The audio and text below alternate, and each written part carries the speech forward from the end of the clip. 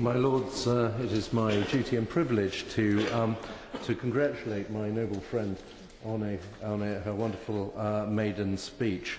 My Lords, it's often the case that people coming into this house are overawed by being in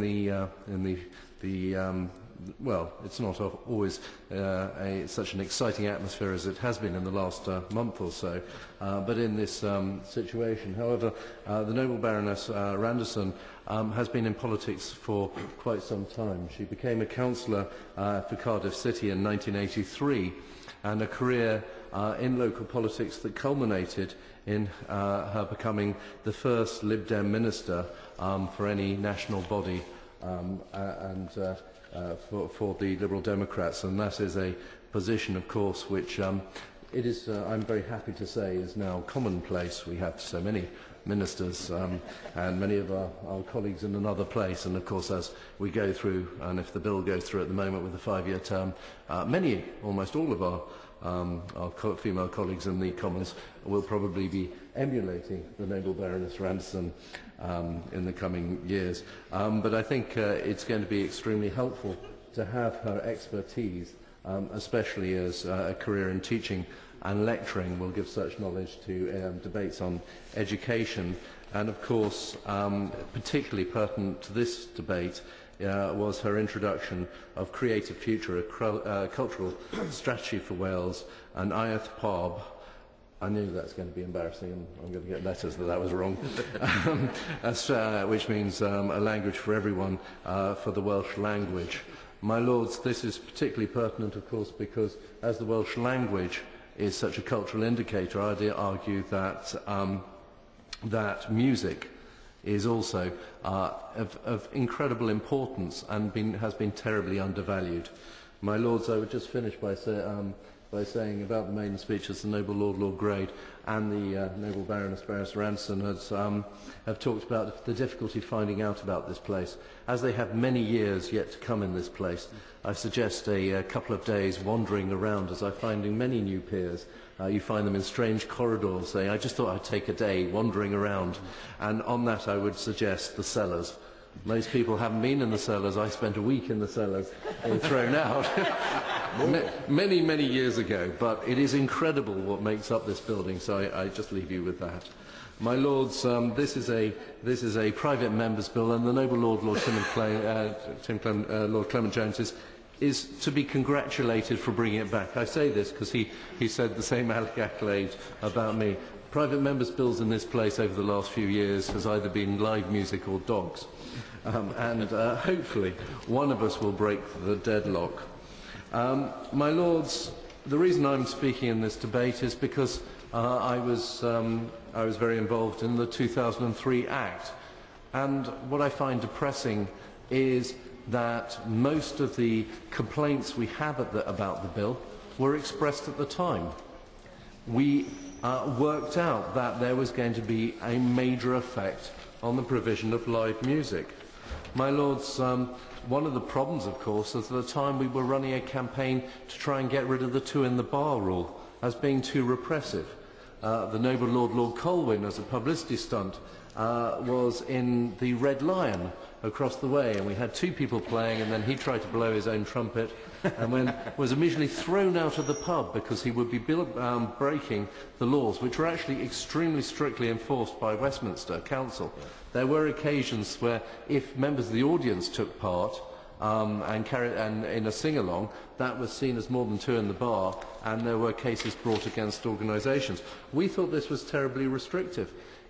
Looking back, we should have been actually campaigning for the retention of the two in the bar, because there's very, very many places which used to have the two in the bar but have simply not bothered because of the paperwork, and the situation now is far worse than it was then.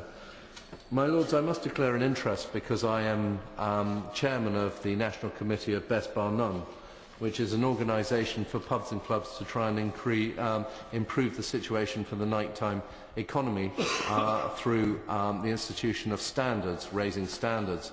I've been all round the country to award ceremonies and seen best practice amongst many pubs and clubs, and I've often asked them about the provision of music. And they say, well, just a second, we're dying because of the amount of bureaucracy that's been instituted by the 2003 Act. These are organisations with 36 pubs closing a week. My lords, I declare an interest as owning a pub, the Redesdale Arms on the A68. Very, very fine if you happen to be going between Newcastle and Jedburgh, or on your way to Edinburgh, and actually has sleeping accommodation and very fine food. But obviously not advertising here.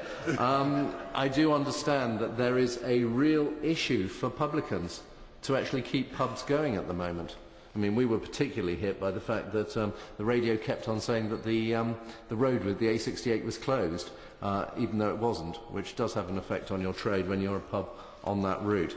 But pubs are having a real difficulty at the moment keeping going, and of course live music would be helpful, but not if you have to fill in an enormous amount of paperwork. And here's the second point, which of course should be emphasised. Not if you think that by instituting live music you can have a review of your premises licence.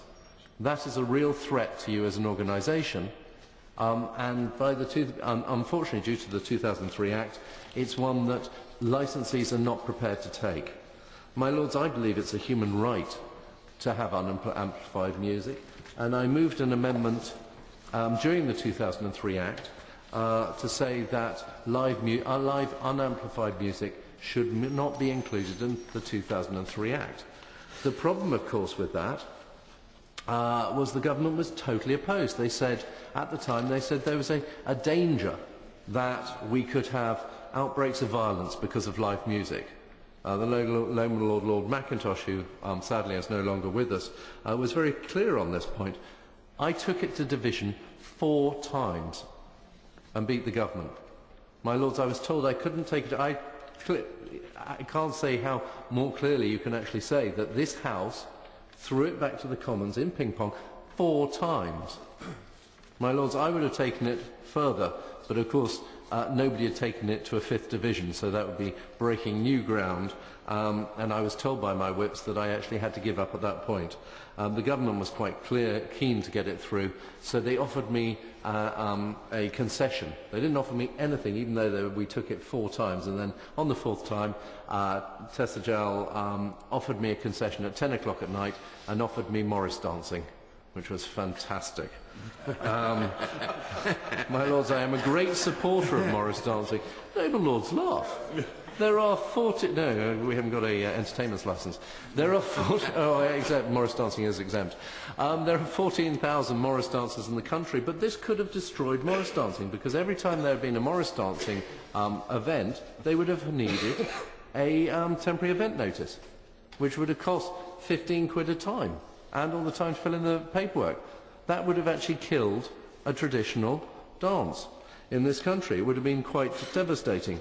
I throw this in as well to very much hope that the Minister is going to say that she, when she answers some of the questions, say that she will obviously be up there at the front saying that Morris dancing should be included in the opening ceremony of the Olympic Games as an indicator of how important it is to the culture of the nation.